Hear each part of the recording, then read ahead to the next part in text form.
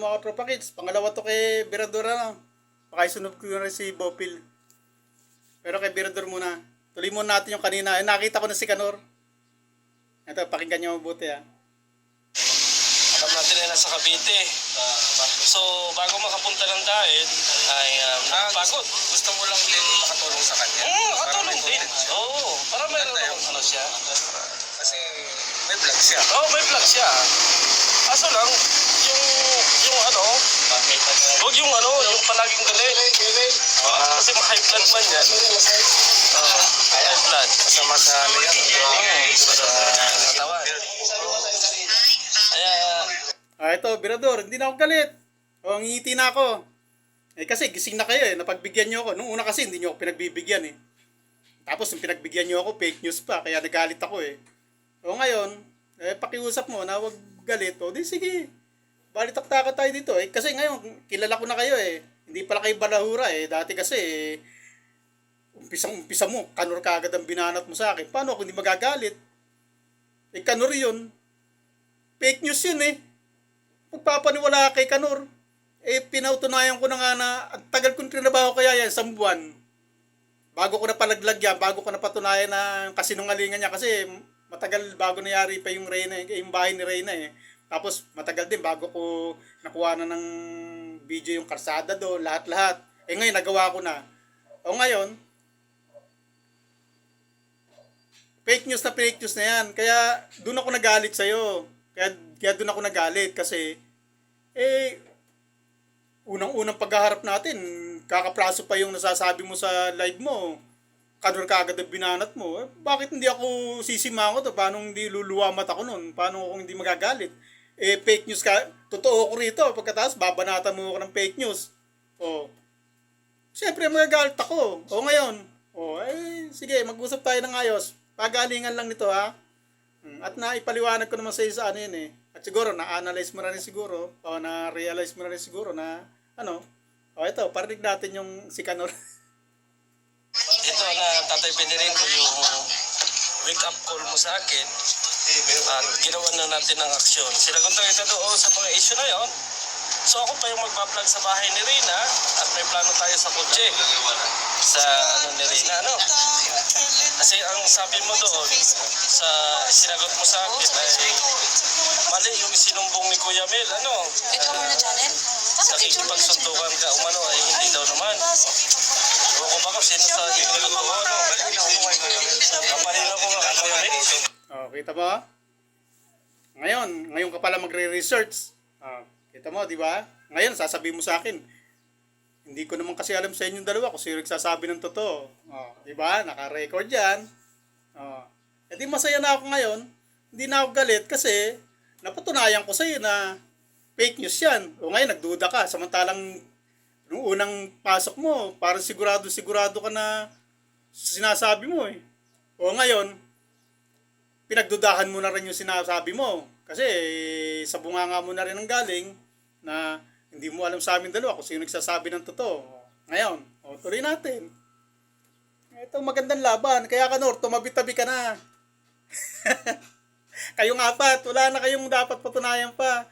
Napatunayan ko na yung mga kasinungalingan nyo, mga ka-fake newsan nyo. Dito na ako sa highest level na.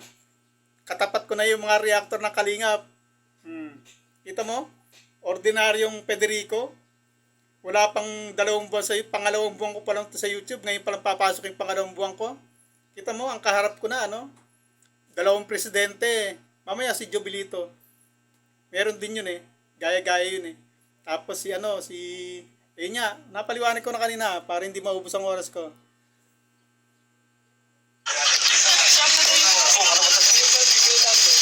Message mo sir na hindi nakikita. Linawin mo nga muna rin. Kasi hindi daw naman siya nakikipagsuntukan sa'yo Sino ba? Si Federico ako lang magbablog ngayon kay Reyna. Nasa bahay ni Reyna. Tangin na kang animal ka, tumigil ka. Grabe na. Yabang, no? Oy, Kanor. Kita mo, hindi siya nagpaliwanag. Ang sabi ni Birador, President, halika nga, tawag na, Kanor ba? Ewan ko kung ano tinawag niya. Halika nga ito, linawin mo nga to. wala siyang nilinaw. Dapat magpapaliwanag siya dyan. Nung pa lang eh. Harapan na ha. Kanor ha. Kaharap mo na mismo. Sabi nung presidente nyo, linawin mo. Pero ano ginawa mo? Nagmura ka lang. Dinuro mo lang ako. Ano?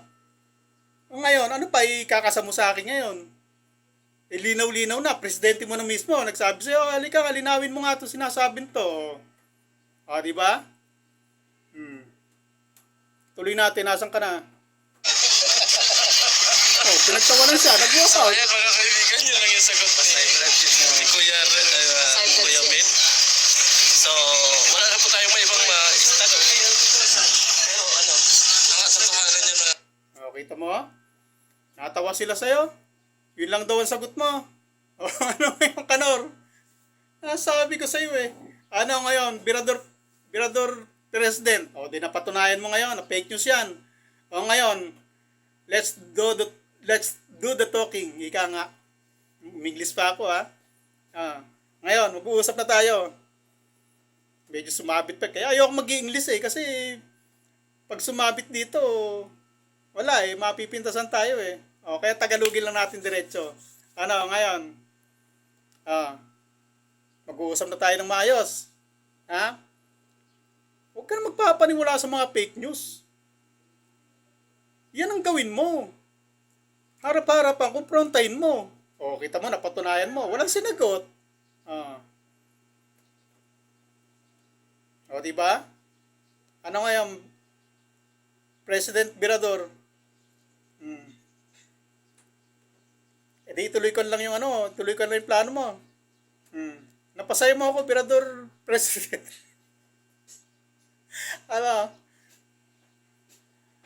Sabi ko sa'yo, huwag ka magpapaniwala, mag-research ka.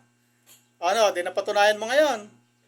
Kanor, huwag ka na. Kita mo, presidente mo, hindi mo sinagot ha. Dapat yan, magpaliwanag ka dyan eh. Total, harapan eh. Alam niya na mapapanood ko eh. Nandiyan ka na eh.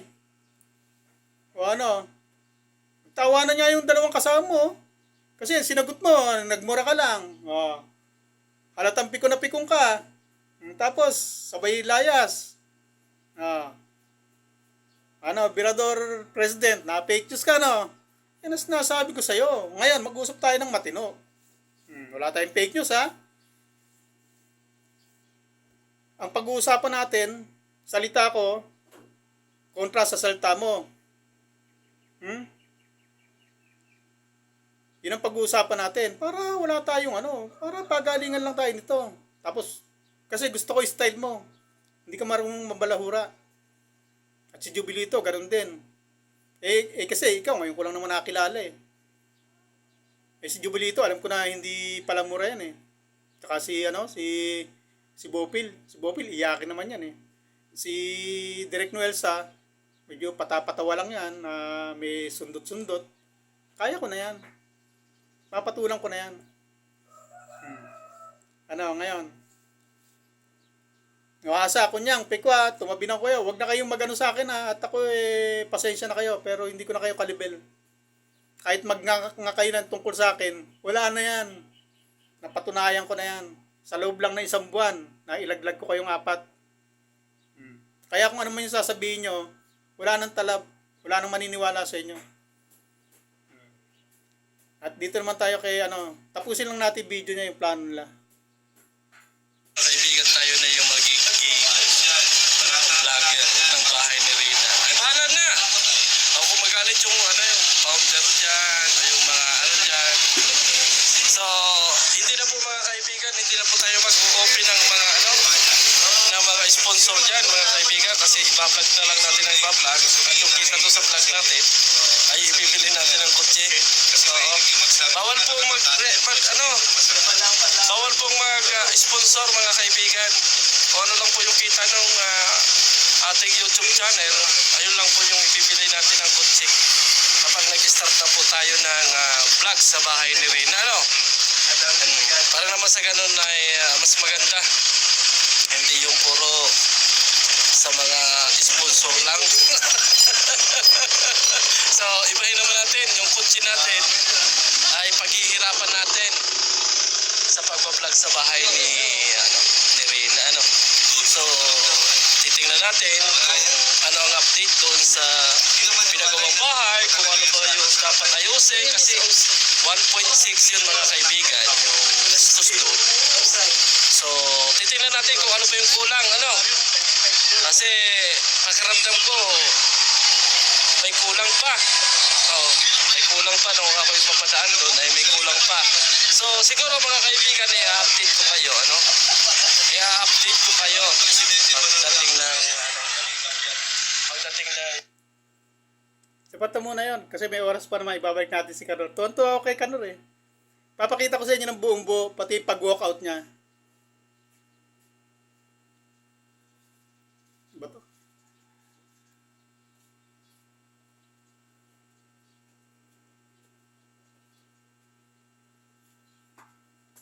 Ba't na? Hindi ko makuha to. Kunin mo nga yung i-atras mo nga, yung pula.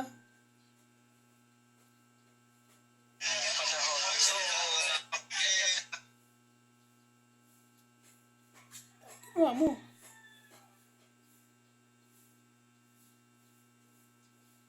Teka nga, tapusin natin.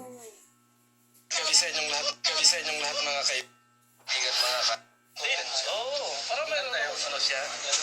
Kasi may vlog siya. May vlog siya. Kaso lang, huwag yung palaging galit. Kasi high blood man yan. High blood. Masama sa sa katawan. Inulit ko lang para makita natin si Kanor kung anong pagkapit ko nang nangyari. Papakita ko ng Wake up call mo sa akin. At ginawa na natin ng aksyon. Sinagot na kita doon sa mga issue na yon. So ako pa yung magpa-vlog sa bahay ni Rina at may plano tayo sa kotse. Sa ni Rina, Kasi ang sabi mo doon, sa sinagot mo sa akin ay mali yung sinumbong ni Kuya Mel, Ito mo na channel? nakikipagsuntukan ka umano ay hindi daw naman. Ewan ko ba kung sino sa ginagawa mo, Balinaw ko kay Kuya Mel. Balinaw ko nga kay Kuya Mel. Message mo sir na hindi nakikita. Linawin mo nga muna rin. Kasi hindi daw naman siya nakikipagsuntukan sa'yo eh. Sino ba? Si Piterico ako lang magbablog ngayon kay Rina. Sa bahay ni Rina. Tangin na kang animal ka, tumigil ka. Grabe. So ayan mga kaibigan, yun lang yung sagot. Ni Kuya Mel. So wala na po tayong may ibang istanong. Pero ang katotohanan niya mga kaibigan, tayo na yung magiging vlogger ng bahay ni Rina. Ay bahala na! Ako kung magalit yung yung founder dyan, o yung mga dyan. So, hindi na po mga kaibigan, hindi na po tayo mag-uop. Tapos na. Closing remarks na. Nakita nyo? Pikon na pikon. Si Mang Kanor. Laglag. Halatang halata ka, Kanor, no? Tinawag ka para magpaliwanag. Kasi nga, nagdududa na kasi nakapagpaliwanag na ako. Nakuha na niya yung side ko eh.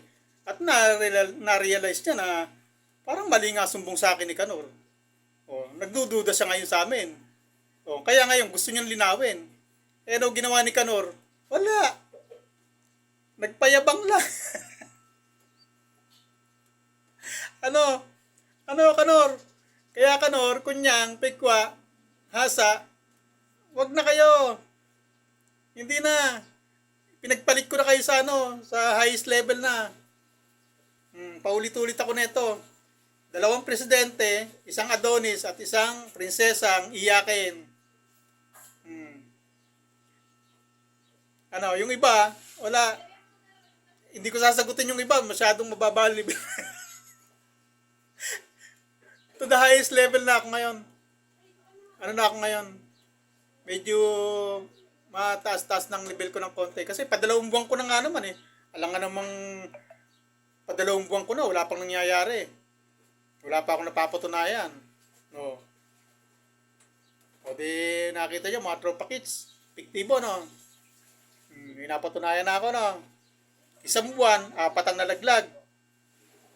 Tapos, eto kayang 4 na to, kailan kaya tatagal to? Bye-bye!